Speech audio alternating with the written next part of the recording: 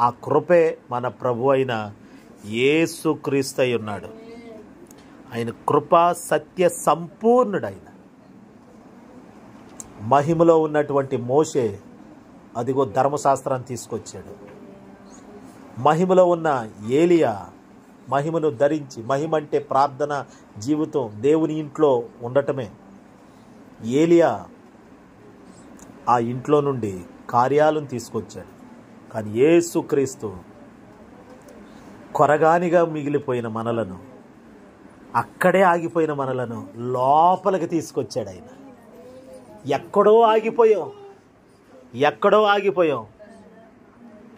ఎక్కడో ఆగిపోయిన మనల్ని అదిగో లోపలికి తీసుకొచ్చింది. మనం రాజుగారి ఎదుట నిలవబడుటకు అర్హత లేదు, సింహాసనము ముందు నిలవబడుటకు యోగ్యత లేదు. కానీ కృప సింహాసనం వరకు తీసుకురావడం కాదు, ఆ సింహాసనం ఎక్కించింది మనల్ని. తండ్రితో యుగ యుగాలు ఉండిపోయేలా చేసింది కృప. తండ్రితో ఏకమయ్యేటట్లు చేసేసింది కృప.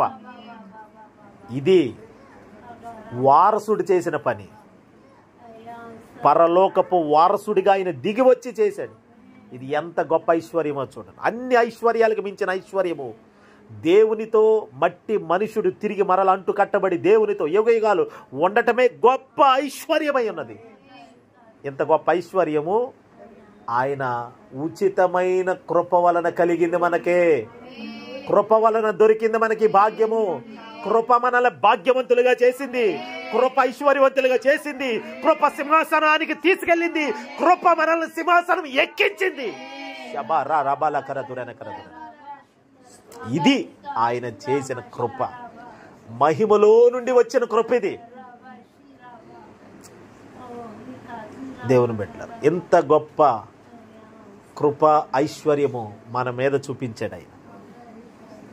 ఇప్పుడు మనము కూడా మహిమలో ఉన్నవారమై లోకానికి ఆ కృపామయుడిని బయలుపరచవలసిన అవసరం ఎంతైనా ఉన్నది.